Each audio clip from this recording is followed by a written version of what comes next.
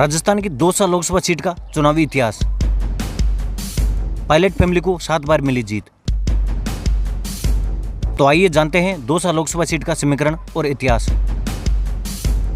Dausa Lok Sabha seat Rajasthan में है और इस सीट पर कांग्रेस के लीडर राजेश पायलट का फैमिली का दबदबा रहा है। राजेश पायलट इस सीट से 5 बार सांसद चुने गए, जबकि उनके बेटे सचिन पायलट 1 बार सांसद चुने गए। आम चुनाव 2024 में दौसा लोकसभा सीट से कांग्रेस के मुरारलाल मीणा को जीत मिली है। उन्होंने बीजेपी के कन्हैयालाल मीणा को 2,37,000 वोटों से हराया।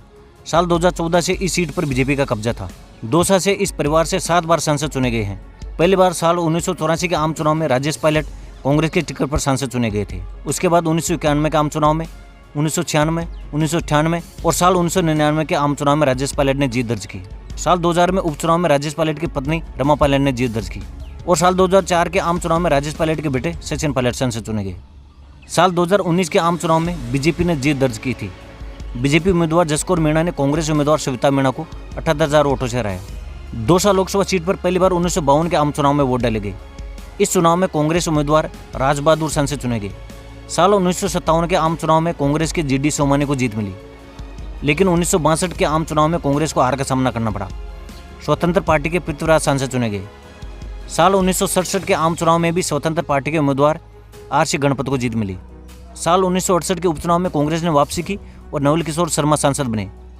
1971 के आम चुनाव में नवल किशोर शर्मा ने फिर से जीत दर्ज की, लेकिन आपातकाल के बाद 1977 के आम चुनाव में जनता पार्टी के नाथो सिंह गुर्जर ने जीत हासिल की। लेकिन साल 1980 के आम चुनाव में कांग्रेस के नवल किशोर शर्मा फिर से सांसद चुन लिए गए।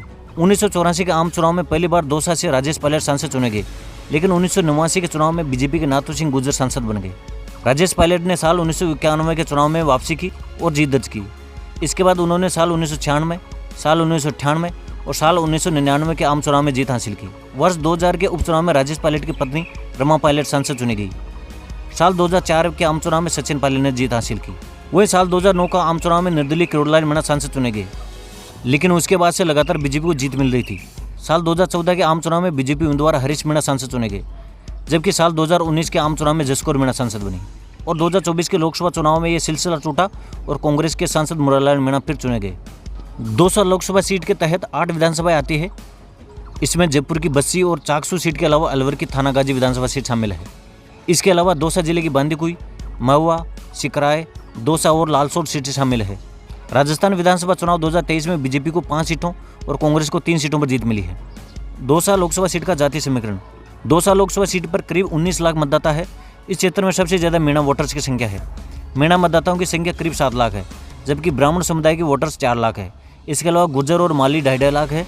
इस सीट पर अनुसूचित जाति की आबादी 21% है, जबकि अनुसूचित जनजाति की आबादी 25% है।